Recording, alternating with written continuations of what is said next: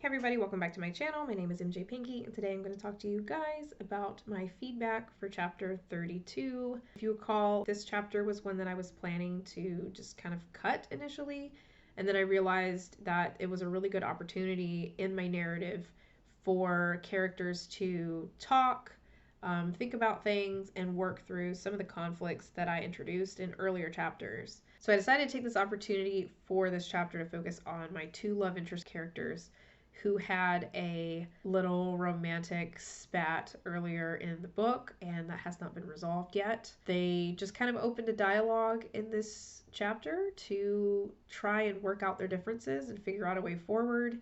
I left it open-ended, so it's going to be explored some more in some future chapters.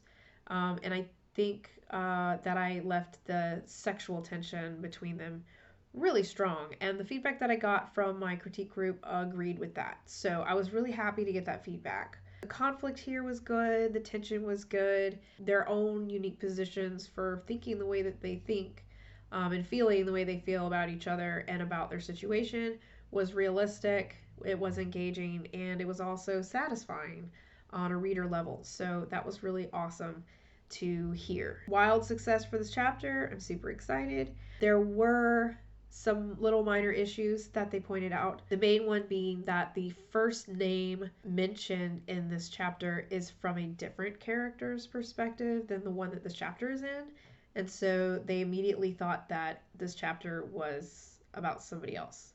So I need to go back and fix that because I want my reader to be immediately grounded in whose perspective it is. I don't want them to have to second guess that. And it's a really easy fix. In multiple POV books, that can be a point of confusion for your reader a lot of times if you don't specifically address that. Rule of thumb is that the first name mentioned in a chapter is typically the perspective of the character. So when it isn't, that can get muddled, like in my case. There are a lot of other ways that authors use to ground their reader in whose perspective it is. Some authors name the chapters the character names. So think George R.R. Martin, for example. Every new chapter is named the character. That way it's like super easy, you know right up front whose perspective we're in. You don't have to worry about first names or any kind of like other reader cues to signal, hey, this is the character's head that we're in. I have not chosen to do that with my book. I might change my mind later and decide to just name my chapters the character names. I haven't decided to do that yet, so I am going to go back and switch out those names so that the character's perspective is the first name that we see. That's really all I have for you guys. I'm ready to move on to the next chapter. Please subscribe, and I will see you in a future video. Happy writing.